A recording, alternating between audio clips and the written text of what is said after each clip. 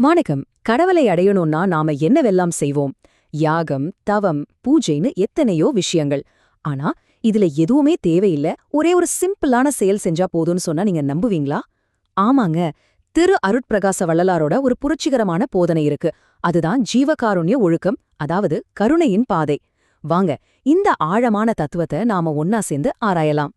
சரி, இந்த சக்தி வாய்ந்த தத்துவத்தை நாம சரியா புரிஞ்சுக்க ஒரு 5 முக்கியமான விஷயங்களை வரிசையா பார்க்க போறோம்.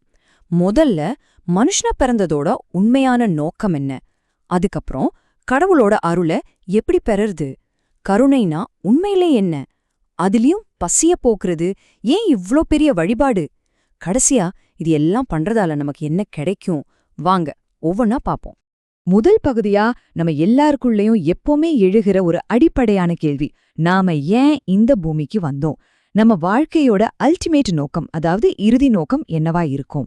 இந்த ஒரு கேள்விக்கு தான் வள்ளலாரோட போதனை ரொம்ப தெளிவான ஒரு பதில நமக்கு கொடுக்குது. மனுஷனா பொறந்து நாம கடைசியா அடைய வேண்டிய அந்த உன்னதமான விஷயம்னு ஒன்னு இருக்குமே, அது என்ன? வள்ளலார் சொல்ற பதில் ரொம்ப சிம்பிள் அண்ட் பவர்ஃபுல். ஆன்ம லாபம், அதாவது ஆன்மாவோட லாபம். அப்படின்னா என்ன? எந்த கவலையும் துக்கமோ பயமோ துளி கூட இல்லாத கடவுளோட முழுமையான நிரந்தரமான அந்த பேரின்பத்துல நாம கலந்து எப்பவுமே அந்த ஆனந்த நிலையில இருக்கிறது தான். இதுதாங்க மனுஷனா பிறந்ததோட ஒரே நோக்கம்னு அவர் சொல்றாரு. சரி, இந்த ஆன்ம லாபம்னு சொல்றது கேக்க ரொம்ப நல்லா இருக்கு. ஆனா அந்த நிலைய நாம எப்படி அடையறது? அந்த நித்தியமான ஆனந்தத்துக்கு நம்மள கூட்டிட்டு போற பாலம் எது? அந்த பேரின்ப நிலைய அடையறதுக்கு இருக்கிற ஒரே தெருவுகோள் வேற வழியே இல்ல. அது கடவுளோட அருள் மட்டும்தான். நம்மளோட சொந்த முயற்சியாலேயோ சாதனைகளாலேயோ அதை அடையவே முடியாது. கடவுளோட அருள் இருந்தா மட்டும்தான் அது சாத்தியம்னே வள்ளலார் ரொம்ப தெளிவா சொல்றாரு. கரெக்டான கேள்வி. இப்போ நாம இந்த முழு தத்துவத்தோட மைய புள்ளிக்கே வரோம். சரி, அந்த அருளை நாம எப்படி பெறறது? இதோ பதில். வேற எந்த யாகமோ கடுமையான தவமோ பெரிய பூஜையோ இல்ல. ஜீவகாருண்யம், அதாவது மத்த எல்லா உயிர்கள் மேலையும் நாம காட்டுற கருணை மட்டும்தான் கடவுளோட அருளை பெறதுக்கான ஒரே வழி. யோசிச்சு பாருங்க, எவ்ளோ பெரிய ஒரு புரட்சிகரமான கருத்து இது. ஓகே, ஜீவ காருண்யம்னு சொல்றோமே, அப்படின்னா நிஜமாவே என்ன அர்த்தம்? வாங்க, அத பத்தி இன்னும் கொஞ்சம் ஆழமா பார்க்கலாம். இப்போ இந்த தர்க்கத்தின் தங்கச் சங்கிலிய பாருங்க, எவ்வளவு அழகா இருக்கு. நம்மளோட கோல் ஆன்ம லாபம். அதை திறக்கிறதுக்கான சாவி கடவுளோட அருள். அந்த சாவிய நாம வாங்குறதுக்கான வழி ஜீவாகாருண்யம். பாத்தீங்களா, ஒன்னோட ஒன்னு எப்படி கரெக்டா கனெக்ட் ஆகுதுன்னு? இங்கதான் வள்ளலார் நம்ம மனசுல இருக்கிற புண்ணியம் பாவம் பத்தின எல்லா குழப்பத்தையும் உடைக்கிறாரு. புண்ணியம்னா என்ன? சிம்பிள், கருணையா இருக்கிறது. அப்போ பாவம்னா கருணை இல்லாம இருக்கிறது. அவ்வளவுதான். இதை விட சிம்பிளா ஆனா பவர்ஃபுல்லா ஒரு வரையறைய எங்கேயாவது பார்க்க முடியுமா? வள்ளலார் கருணைய 2 விதமா பிரிக்கிறாரு. ஒன்னு அப்பர கருணை, அதாவது ஆசை, நோய், வறுமை மாதிரி மத்த கஷ்டங்களை போக்குறது. இதுவும் நல்லதுதான். ஆனா அதைவிட முக்கியமானது பரகருணை. இது என்னன்னா, உலகத்திலேயே 2 பெரிய கொடுமைகள் இருக்கு. ஒன்னு பசி, இன்னொன்னு கொலை. இதிலிருந்து உயிர்களை காப்பாத்துறதுதான் மிக உயர்ந்த கருணை. இதுக்குதான் நம்ம முதல் முக்கியத்துவம் கொடுக்கணும்னு சொல்றாரு. இப்போ நாம ஜீவகாருண்யத்தோட பிராக்டிக்கலான ரொம்ப ரொம்ப முக்கியமான ஒரு விஷயத்துக்கு வரோம். சொல்லப்போனா இதுதான் இந்த போதனையோட இதயமே. இப்போ நாம இந்த போதனையோட இதய பகுதிக்கே வந்தாச்சு. உண்மையான கடவுள் வழிபாடுனா என்ன? நம்ம நினைக்கிற மாதிரி கோயிலுக்கு போறதோ மணிக்கணக்கா சடங்கு பண்றதோ இல்ல. கருணை ஒழுக்கத்தை கடைபிடிக்கிறது. அதாவது பசியில வாடுற ஒரு உயிருக்கு நாம சாப்பாடு கொடுக்கறோமே, அதுதான், அது மட்டுமே தான் உண்மையான மிக உயர்ந்த கடவுள் வழிபாடுங்கிறாரு வள்ளலார்.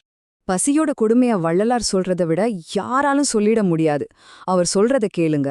பசி வந்துட்டா போதும், ஒரு ராஜாவோட அதிகாரம் காணாம போயிடும், ஒரு வீரனோட வீரம் போயிடும், ஒரு பெரிய ஞானியோட ஞானம் கூட தடுமாறும்னு சொல்றார்.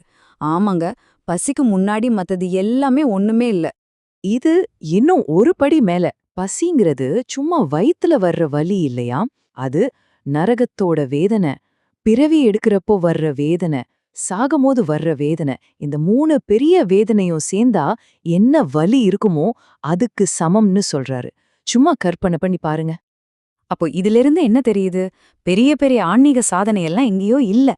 பசியால வாடுற ஒரு உயிருக்கு ஒருவேளை சோறு போடுற அந்த சிம்பிளான செயல்ல தான் இருக்கு.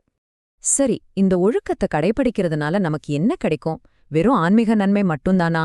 இல்ல, நம்மளோட அன்றாட வாழ்க்கைக்கும் நிறைய நன்மைகள் இருக்கு. கருணையா இருக்கிறதால கிடைக்கிற பலன்களை பாருங்களேன். நமக்கு நீண்ட ஆயுள் கிடைக்குமா, மருந்து மாத்திரையால தீர்க்க முடியாத நோயெல்லாம் குணமாகுமா, அறிவான குழந்தைங்க பிறப்பாங்க, விவசாயம் செஞ்சா நல்ல விளைச்சல், வியாபாரம் பண்ணா நல்ல லாபம், இயற்கை சீற்றம், எதிரிங்க தொல்லை, இதுல பாதுகாப்பு கிடைக்கும். மொத்தத்துல அறிவு, செல்வம், சந்தோஷம் எல்லாமே தேடி வரும்னு சொல்றாரு. இந்த வரிய நல்லா கவனிங்க.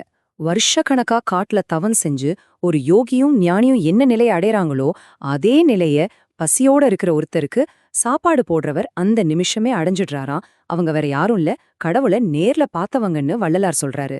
என்ன ஒரு பெரிய விஷயம்! இவ்ளோ நேரம் நாம பேசின எல்லாத்தோட மொத்த சாராம்சமே இதுதான். அந்த பெரிய ஆன்மீக வீடு இருக்கு இல்லையா, அதோட திறவுகோல், அதோட சாவி வேற எங்கேயும் இல்ல. பசியோட தவிக்கிற ஒரு உயிருக்கு நாம சாப்பாடு போடுற அந்த சின்ன எளிமையான செயல்ல தான் ஒளிஞ்சிருக்கு. இப்போ வள்ளலாரோட முழு போதனையும் அடங்கிய ஒரு கேள்விய உங்ககிட்ட கேட்டுட்டு இந்த உரைய முடிக்கிறேன். அடுத்த தடவை நீங்க பசியால வாடுற ஒரு முகத்தை பார்க்கும்போது அந்த முகத்துல கடவுளை பார்க்க நீங்க தயாரா இருக்கீங்களா? அந்த வாய்ப்பை நீங்க எப்படி பயன்படுத்த போறீங்க? யோசிச்சு பாருங்க.